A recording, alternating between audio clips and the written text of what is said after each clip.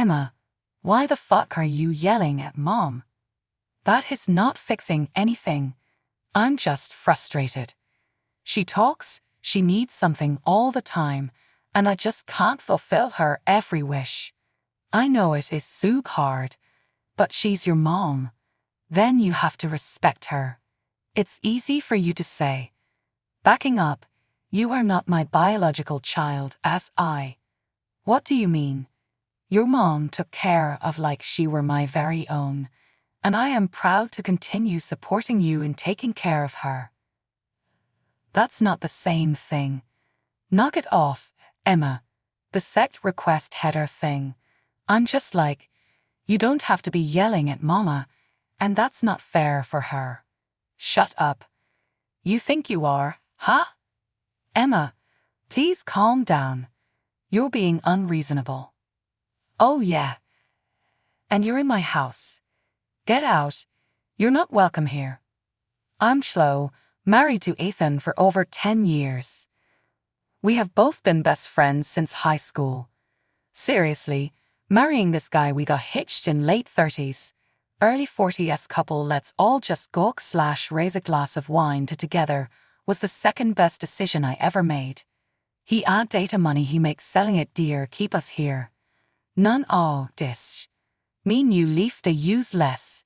Make that 95% happy. I grew up in an orphanage and I went without a lot of things as a kid. I missed out on the kind of love and encouragement most kids receive from their parents, this thing that I always knew was supposed to mine. Well, he made a liar out of me when I met my husband. He taught me the meaning of family, and we made a beautiful life together. Lucas and I have raised our son, Oliver boy, to blooming a very gentleman like his father. And if there was one thing that made my husband even more of a blessing to me, it would have been his parents. Fortunately, my in-laws took me under their wings and treated me like the daughter they never had. They never excluded me, were always nice and respectful. They have given me so much love and support for as long as I can remember.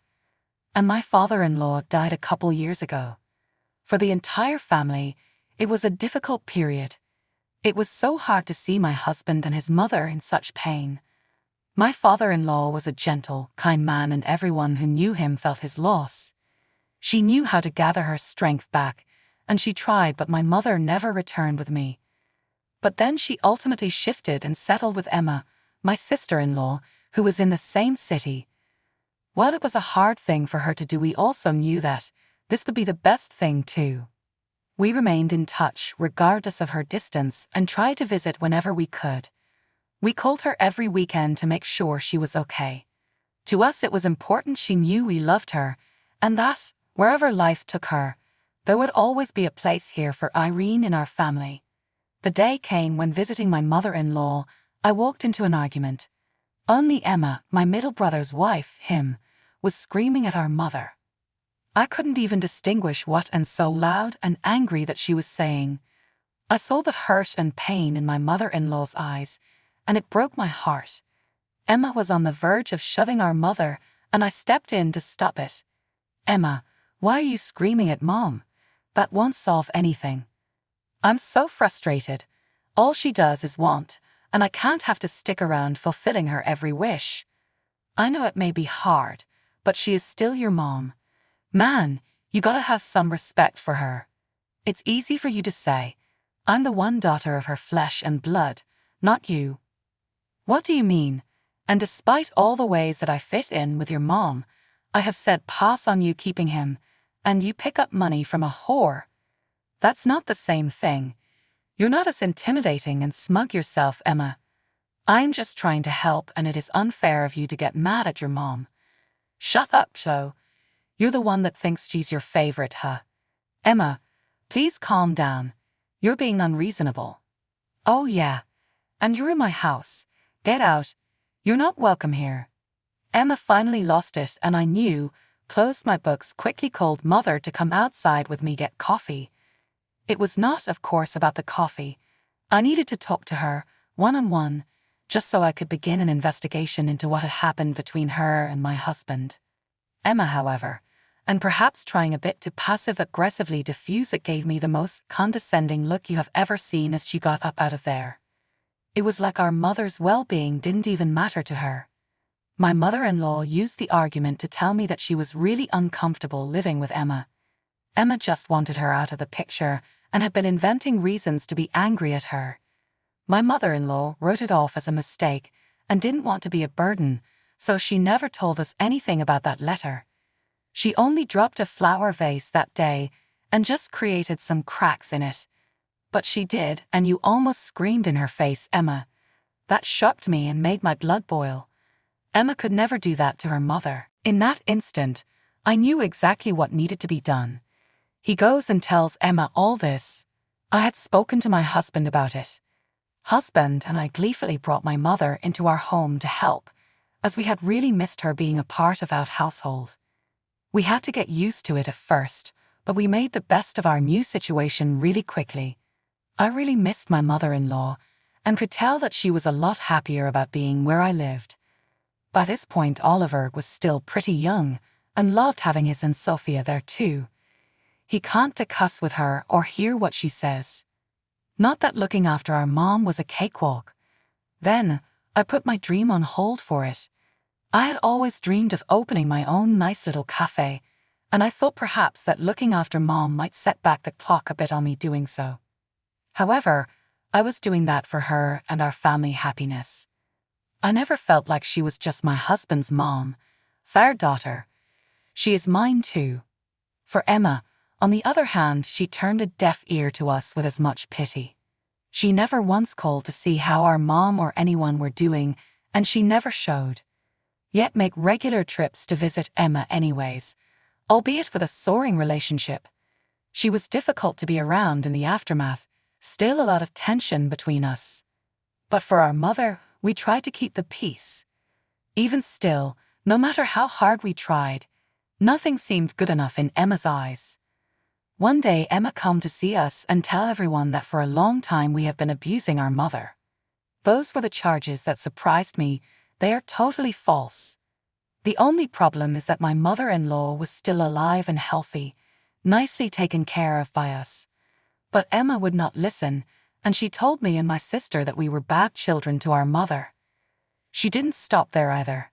She was going to spread her lies about us and encourage our neighbors and friends alike that we should be reported to the police. I was mortified and chagrined that she had the nerve to go so low. The police did eventually show up to our house questioning accusations that Emma made, and after speaking with us as well as my mother-in-law, they were able to easily see there was no merit to what she claimed. Then they departed harmlessly, but the damage had been done. Emma was no longer welcomed in our lives after that incident. She had stepped over a line that could not be retraced. She also decided she was going back to Chicago, and then of course wanted our mother-in-law, who had already been taking care of doped-up Mark there, into it all again. We were devastated that our own family could be ripped apart like this, but we had to say no. We had selling track on Emma and couldn't rely on her anymore. On that evening, mother-in-law made sure Oliver was soundly asleep before she tried to talk seriously with us. So that was the reason behind all of a sudden Emma wanted her to be back there. She must have an idea for this as well. I was shocked, scared, and intrigued all at the same time. What do you mean, Mom? What's going on? Emma eyed the even later inheritance of your father, and honestly she believes that keeping me alive long enough will allow her to claim it. That's ridiculous. She doesn't even look after you. She is just in it for the money. I know, but Bull Inn is very persuasive, and she has been trying to get me to live with her. That's terrible. Why would she do that? It is all about money, unfortunately. I literally had no idea what we were inheriting. I'm sorry, honey. We were keeping it a secret. We had a both to read you and Emma. You should be able to get at the money on your 30th birthday. It was meant for your future little family. Mom's eyes were wet when she talked about our dear late father. I was emotional too. That mama deserved a big, warm hug and all the gratitude in the world for raising her child with so much love. There was something about it that gave her the strength to keep speaking. Your sister found out about the fund. We screwed up since that day, Something changed in her. It was so painful. Anil Kapoor and Shridevi to get her married, doing everything for money. Whenever I spoke with her, she would want to know how was she supposed to get into that fund earlier. Mom, I'm sorry you've been going through it by yourself.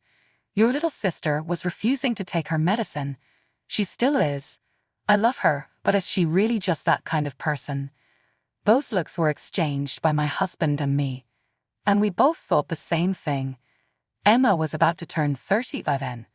She desperately wanted that fund, and thus, she made a decision to take it as fast as possible. But Mom, I don't get it. If she was getting the fund anyway, why all that trouble? All she has to do is wait. You just want to stay here with us, don't you? Of course, sweetheart, but not so fast. Wait, no. She thought I was holding the purse strings too tight there. What? Why would she think that? You actually cut her out. No, of course I didn't. But by her screaming at me and mistreating, she thought I did. Well, the reality is your dad was also the one person who knew what his will said.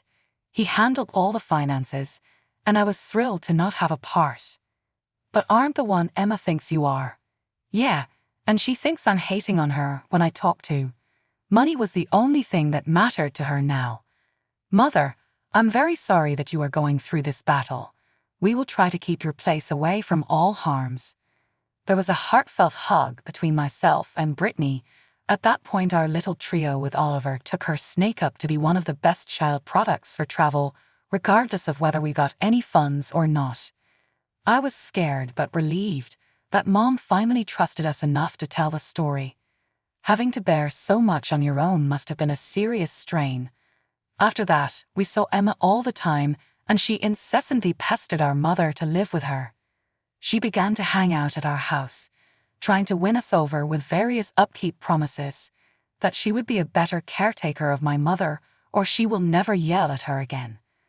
But our mother kept turning us in, denying that she lived there. Emma was true to form and did whatever she could as soon as it became apparent that our mom wasn't giving back her trust. Emma had come over one day, and this time she decided to start borrowing a little money. She promised that she was only asking for $200,000 and swore never to seek our help with anything else ever again.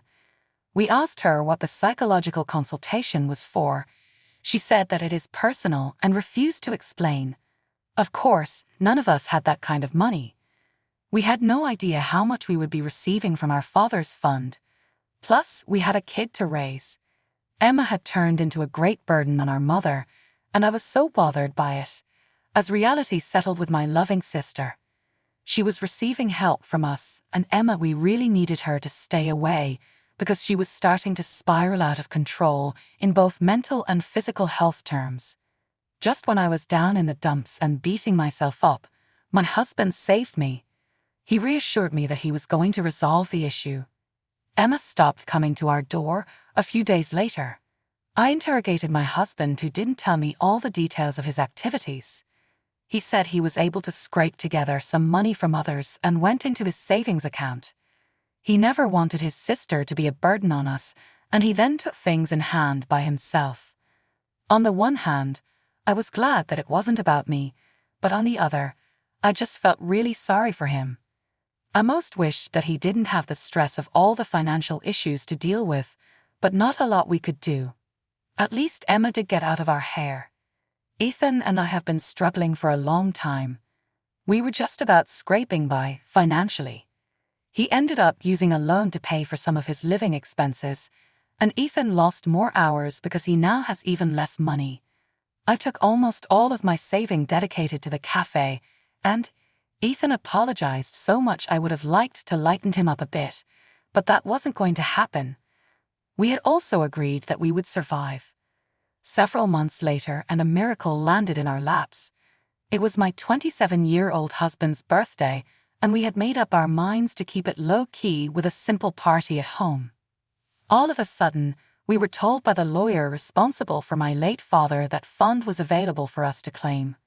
When we went to the lawyer's house, Ethan and I were confused as all hell, so wanted answers.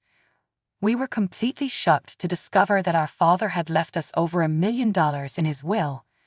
None of us had any idea that he was hoarding away this huge sum over the years. He was doing some very smart real estate investments, so it is amazing to find out how much of an awesome legacy he left for us. As we started dealing with our father's estate, some disturbing information on Emma came to light. Lo and behold, she had been squandering a great deal of her own funds by means of gambling. All the while she was so foolish to hide that reality from all of us. It turned out our father had found about her addiction, and he'd threatened to write Sophia off the will if she didn't do anything about it. Her recent actions made us realize she was not as assisted as we had thought. Maybe that was why our father cut her off too, giving us the money 3 years sooner than he had intended. When it turned out that she did lose her inheritance for good, Emma was enraged. He wrote a check to keep her from returning and asking for more money, thought just what she had received was not deserved in the first place. Even worse, she also spent all of this money on gambling. We were mad as hell, but now we knew, or thought, that she had a problem, so this is where they come in, I suppose. She was taken to a place that we were told was akin to rehab. For my part, I was finally able to make real the ambition of opening a coffee shop. I was lucky. I used the money left to me on inheritance rights, and with that put a down payment on great space and got what gear I needed started. It was a lot of work, but I loved every minute of it. I put a great deal of time into developing my recipes and designing our store to feel warm for anyone who came in. This was also super exciting news for my little family. My own husband did the books and marketing with me, while Oliver loved to stop in after school whenever possible and help behind the counter. It was also a beautiful scene seeing our mother making and decorating the place. It was a real family effort, and we shared the same sense of accomplishment. Oh, and thank the good Lord up above, our dear Father was to be commended in making it all possible.